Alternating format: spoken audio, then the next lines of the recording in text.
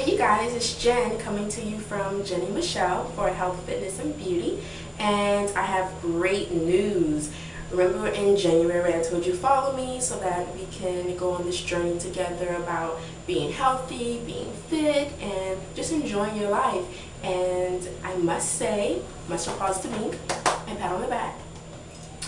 In 30 days I lost 12 pounds. What? Huh? Can I hear the applause? Woo! As you can tell, I'm pretty happy and excited about that. So I just wanted to definitely share that news with you and tell you what I was doing along the way to me losing about 3 pounds a week, 2-3 pounds a week. So really not bad. When you follow me on my blog, I am going to post, tips that I'm doing to encourage the promotion of losing the weight. So first thing that I want to talk to you about is just deciding to make a change. Once you have figured out that, you know what, this is not me, I'm ready for change, that's the first step, and that's really the biggest step to confronting your challenges about your body image issues or losing weight or feeling, because I know for me, I felt tired, I felt sluggish, I felt like it wasn't even my body. So I was stoked and very determined, I would say, when I started the journey in June. When I started that weight loss in June, it wasn't until what I started doing in December, which I'll be doing another blog or vlog, because I'll also post it on YouTube, of what I started doing in December to really encourage and promote that weight loss that I was really looking for. What I'll say, one of the biggest things that I deeply feel really helped me was keeping a journal. And I know that you've probably heard that before, write everything down that you eat, and you have to pay attention to it, because you'll be surprised, as to some of the things that you do eat.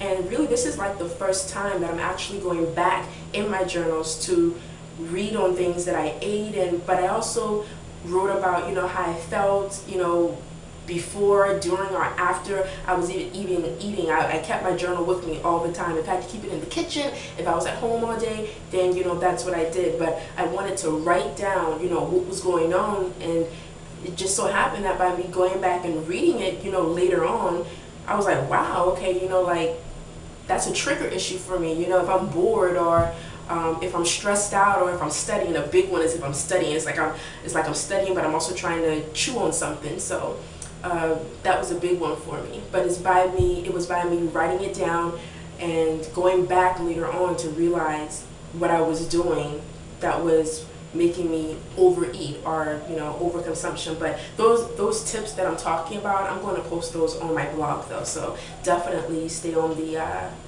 check that out, jennymichelle.blogspot.com. So what I'll also say is something that I very much started doing was I did starch, fruits, vegetables, water, and a little bit of nuts. That's what I did to encourage that weight loss for last month. For breakfast, I ended up having, first thing in the morning, I had my water. I don't care if it was, a couple sips. The point was, mentally just doing that. First thing in the morning, you have to drink your water. So even if it was a couple sips, or a cup or 2 cups, the first thing I did in the morning was drink water. I drank water.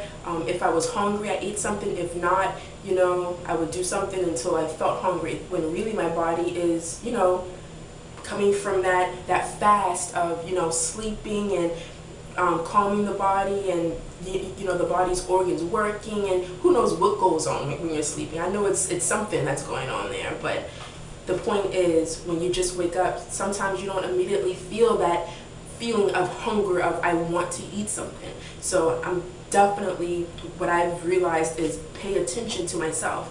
What I'm doing may not work for you in terms of everything, but hopefully you can pick something up that will encourage you, inspire you, or help you out on your journey to better health. So like I said, the first thing in the morning I did was drink water. If I was hungry, I ended up fixing a smoothie. I call my smoothie, because I fix green juice smoothies, I call it Mama Gigi, only because I feel like, who else is going to take care of you like your mother will? And if anybody knows, greens are detrimental to what our body needs for that satiation in the morning of, wow, I'm really full. And I'm telling you, and I'm going to blog that too about what I put in my Mama Gigi, but definitely the first thing in the morning is a smoothie, and I call her Mama Gigi. Some people call it green juice smoothie. They're like, oh, that looks disgusting, but it tastes delicious. It tastes delicious. So I started off with that. For snack, I would have like a fruit or maybe celery and peanut butter later on that day with some trail mix. If you haven't tried that, delicious. Try it. I'm telling you, it tastes great. My daughter ended up giving me that idea, and I was like, okay, I'll try it, and I was hooked. So celery, peanut butter, and trail mix is what I ate for a snack, and probably a fruit and water, definitely water.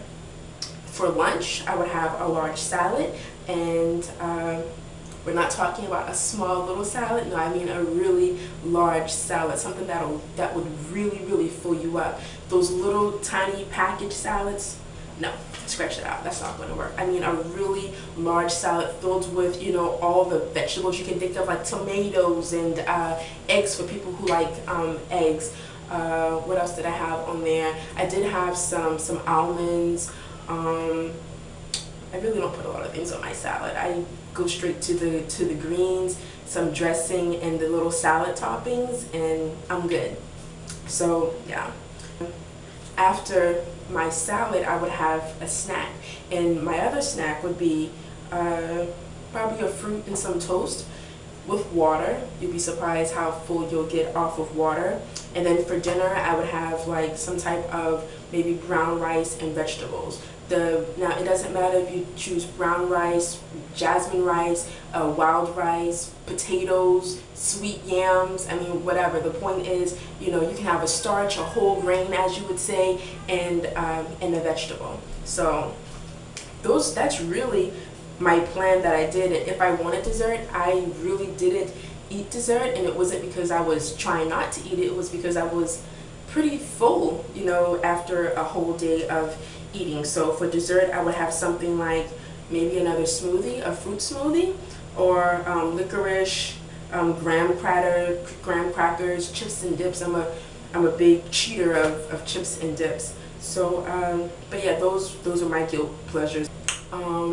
I do want to say that, you know, me eating this way, it wasn't something that was how can I say it? It wasn't, you know, this is exactly how I ate. It was something that I realized that this is what worked with me. I may have had, you know, a sandwich instead of a salad, or a bowl of soup instead of, you know, rice and vegetables for dinner. But the point is that I was conscious of what I was eating. I was writing it down. I was paying attention. I wrote down, you know, how I felt afterwards. And some things I realized it really just didn't agree with me. But the point is, you have to pay attention.